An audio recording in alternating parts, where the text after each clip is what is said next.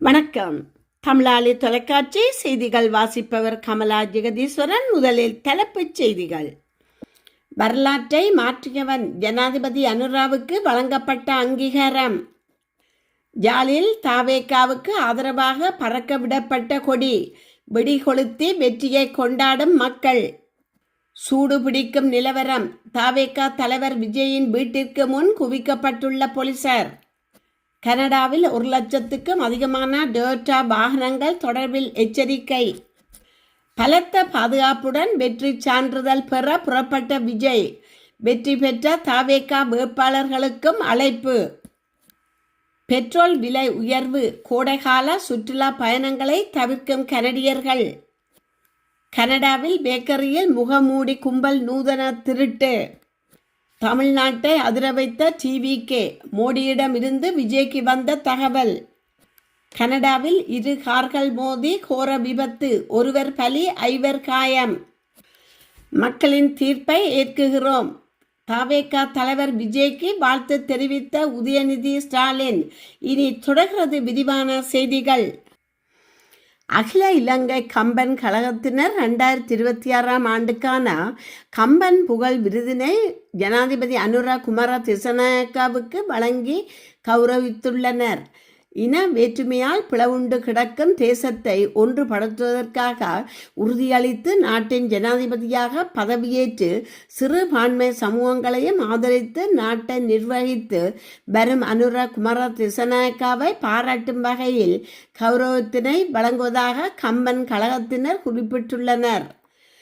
அகில இலங்கை கம்பன் கழகம் நடத்திய கம்பன் விழா 2026இன் இறுதி நாள் வைபவம் கொழும்பில் நேற்று மாலை 5:30 மணிக்கு நடைபெற்றது. இதன்போது அகில இலங்கை கம்பன் கழகம் ஆண்டுதோறும் வழங்கும் உயரிய விருதான கம்பன் புகழ் விருதினை இவ்வாண்டு ஜனாதிபதி அனுர குமார திசாநாயக்காவுக்கு வரலாற்றை மாற்றியவன் என்ற புகழாரத்தோடு கழகத்தினர் வழங்கி கௌரவித்தனர்.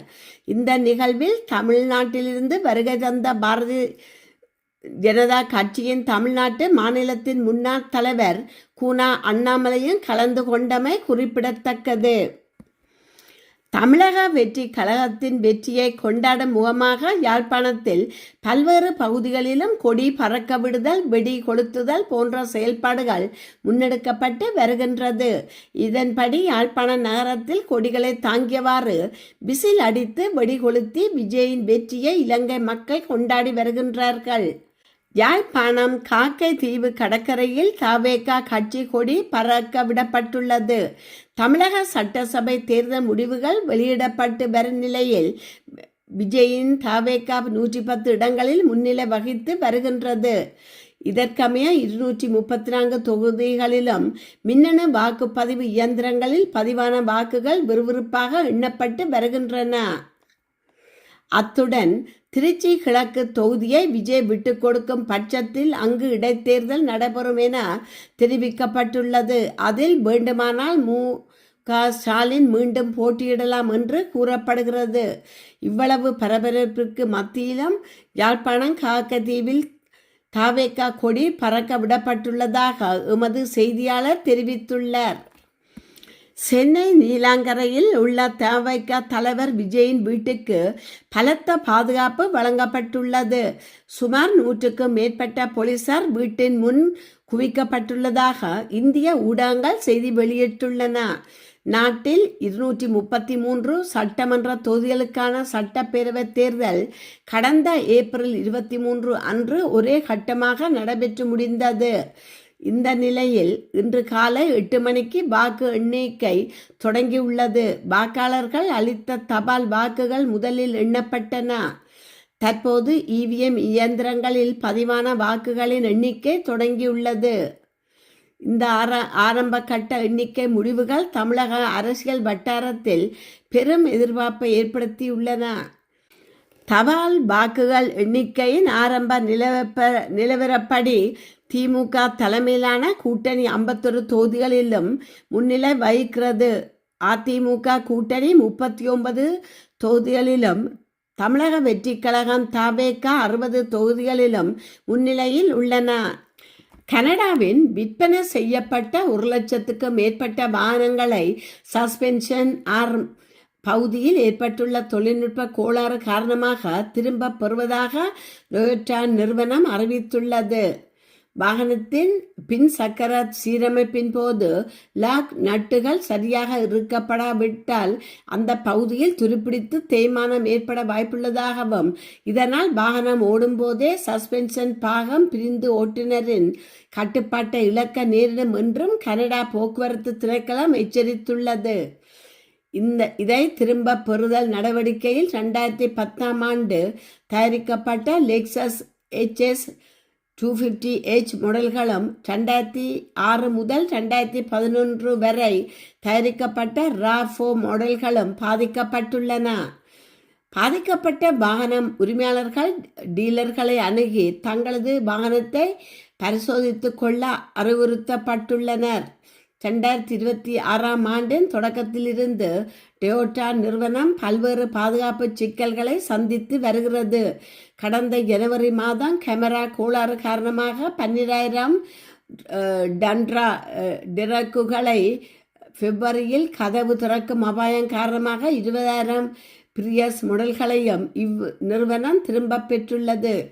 மேலும் மார்ச் மாதத்தில் இருக்கை பாதுகாப்பு குறைபாடு காரணமாக 40,000 ஹைலேண்டர் வாகனங்களும் திரும்ப பெறப்பட்டன. தற்போது அறிவிக்கப்பட்டுள்ள சஸ்பென்ஷன் கோளாறு குறித்து மேலதிக விவரங்களை வாடிக்கையாளர்கள் டொயோட்டாவின் அதிகாரப்பூர்வ இணையதளத்தில் சரிபார்த்து கொள்ளலாம் என தெரிவிக்கப்பட்டுள்ளது. 2026 தமிழ்நாட்டு சட்டமன்ற தேர்தல் முடிவுகள் மற்றும் வாக்கு எண்ணிக்கையை தொடர்ந்து தமிழக வெற்றி கழகம் தவேக சிறப்பான செயல்பாட்டுக்கு இந்திய பிரதமர் நரேந்திர மோடி வாழ்த்து தெரிவித்துள்ளார். பிரதமர் நரேந்திர மோடி தனது அதிகாரப்பூர்வ எக்ஸ் பக்கத்தில் வெளியிட்டுள்ள செய்தியில் தமிழ்நாட்டு சட்டமன்ற தேர்தலில் தேசிய ஜனநாயக கூட்டணிக்கு NDA ஆதரவளித்த தமிழக வாக்காளர்களுக்கு எனது நன்றிகள். மக்களின் பிரச்சனைகளை தீர்ப்பதிலும் அவர்களின் வாழ்க்கை தராதரத்தை மேம்படுத்துவதிலும் நாங்கள் எப்போதும் முன்னிலையில் நிற்போம் என குறிப்பிட்டுள்ளார். அத்துடன் தமிழ்நாடு வெற்றி கழகத்தின் TVK சிறப்பான செயல்பாட்டுக்கு எனது வாழ்த்துக்கள். தமிழ்நாட்டின் முன்னேற்றத்துக்கும் தமிழ் மக்களின் வாழ்விற்கும் மத்திய அரசு தொடர்ந்து முழுமையான ஒத்துழைப்பை வழங்கும் எனவும் தெரிவித்துள்ளார். மொன்றியாலில் உள்ள மாமி கியூபூட்டிஸ் என்ற பிரபல பேக்கரியில் பட்ட பகலில் முகமூடி அணிந்த கும்பலொன்று பூந்து கொள்ளையடித்த சம்பவம் பெரும் பரபரப்பை ஏற்படுத்தியுள்ளது. சுமார் 10 பேர் கொண்ட கடையிலிருந்து பொருட்களை பைகளில் அள்ளி கொண்டதும் எல்லாம் இலவசம் மற்றும் அராஜகம் வாழ்க என்று முழக்கமிடப்பட்டுள்ளனர். மேலும் கடையின் ஜன்னல்களில் இலவச ரொட்டி என்றும் கடைக்குள் முதலாளித்துவ கடை என்றும் வாசகங்களை எழுதி சேதப்படுத்தியுள்ளனர். இந்த செயலை ஒரு அரசியல் போராட்டம் என்று வர்ணித்துள்ள ஒரு அனாமதேய குழு முதலாளித்துவத்திற்கும் அந்த பேக்கரியில் பயன்படுத்தப்படும் கண்காணிப்பு தொழில்நுட்பங்களுக்கும் எதிர்ப்பு தெரிவித்தே இதை செய்ததாக இணையதளத்தில் உரிமை கோரியுள்ளது. இந்த சம்பவத்துக்கு பேக்கரியின் உரிமையாளர்கள் மற்றும் ஊழியர்கள் கடும் கண்டனம் தெரிவித்துள்ளனர். இது சமூக செயல்பாடு அல்ல, இது அப்பட்டமான திருட்டு என்று சாடியுள்ள நிர்வாகம் அதிகாலை 4 மணிக்கே எழுந்து உழைக்கும் தொழிலாளர்களையும் சிறு வணிகங்களையும் இத்தகைய செயல்கள் பாதிப்பதாக தெரிவித்துள்ளது. மொன்றியால் காவல்துறையினர் SPVM இந்த சம்பவம் குறித்து விசாரணை நடத்தி வருகின்றனர். கடந்த ஏப்ரல் 30ஆம் தேதி இதுபோன்ற பாணியில் மற்றொரு வணிக நிறுவனத்தில் தாக்குதல் நடத்தப்பட்டால் இந்த 2 சம்பவங்களும் தொடர்பு இருக்கலாம் என சந்தேகிக்கப்படுகிறது. தற்போது இதுவரை சம்பவம் தொடர்பாக கைது நடவடிக்கை ஏதும் மேற்கொள்ளப்படவில்லை. தமிழக சட்டமன்ற தேர்தலில் பதிவான வாக்குகள் எண்ணப்பட்டு வரும் நிலையில் தற்போதைய நிலவரப்படி நடிகர் விஜயின் தமிழக வெற்றி கழகம் TVK 90க்கும் மேற்பட்ட தொகுதிகளில் முன்னிலை உள்ளது.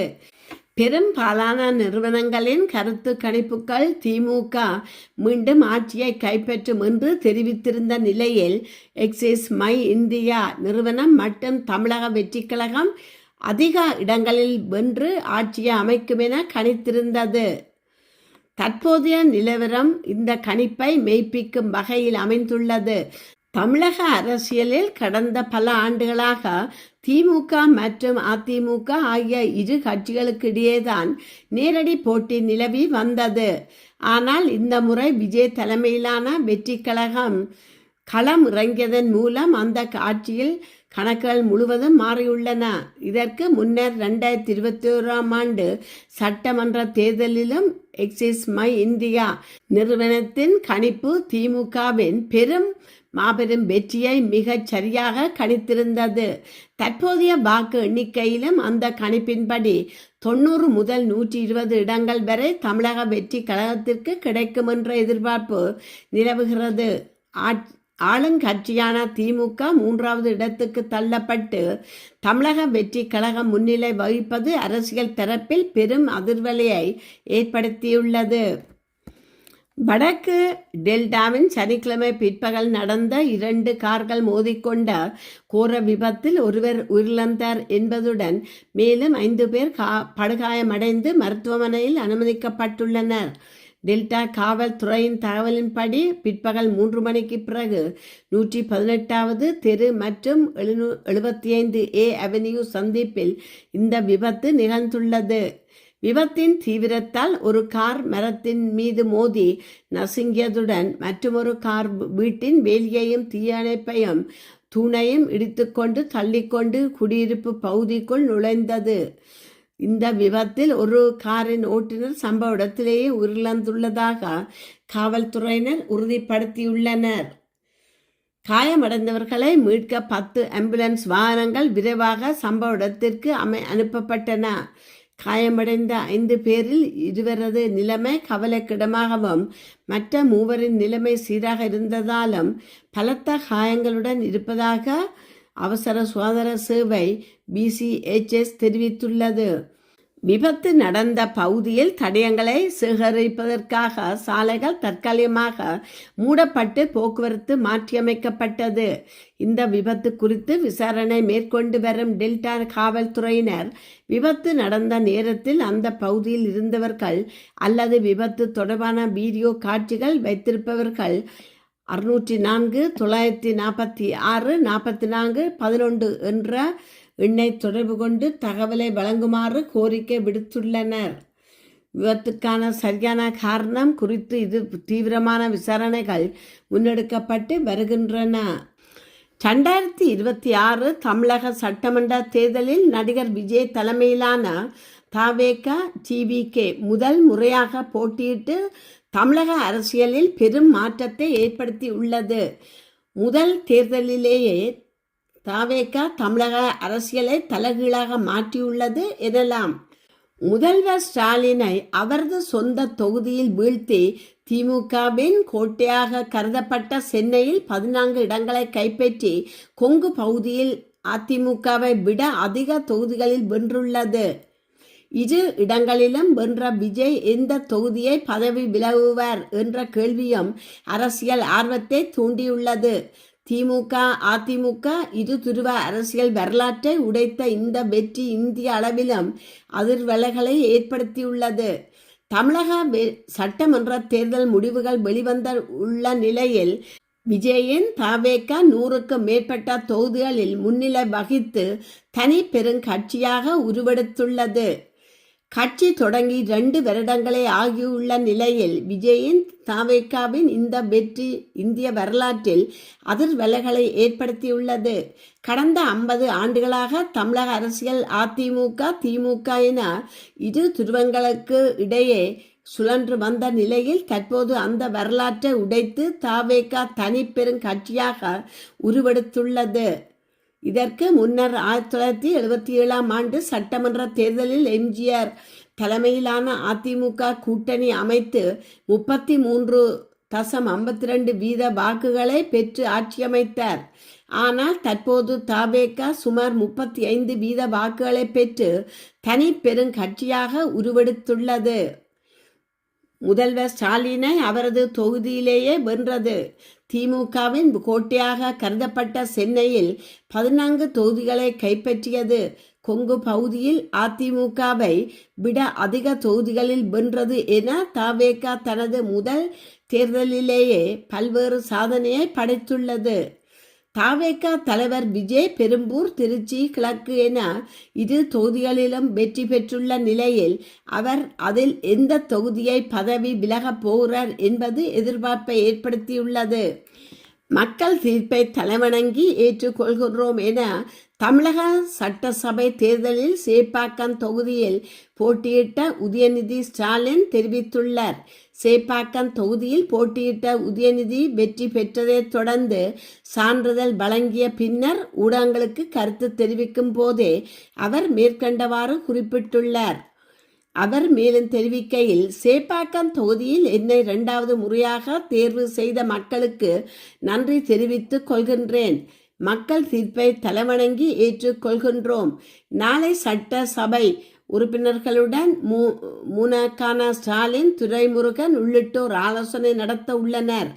ஸ்டாலின் வழியில் செயல்படுவோம். வெற்றிக்காக உழைத்த திமுகவினருக்கு நன்றி. மக்கள் ஒரு முடிவு எடுத்திருக்கின்றார்கள். அதனை நாங்கள் ஏற்றுக்கொள்கின்றோம். வெற்றி பெற்ற எம்எல்ஏக்களுக்கும் புதிதாக பொறுப்பேற்க இருக்கும் அரசுக்கும் வாழ்த்துக்களையும் தெரிவித்துக் கொள்கின்றோம் என்றார். இத்துடன் செய்திகள் நிறைவு பெறுகின்றன. மீண்டும் மற்றொரு செய்தியூடாக உங்களை சந்திக்கும் வரை வணக்கம் கூறி விடைபெறுபவர் கமலா ஜெகதீஸ்வரன். நன்றி.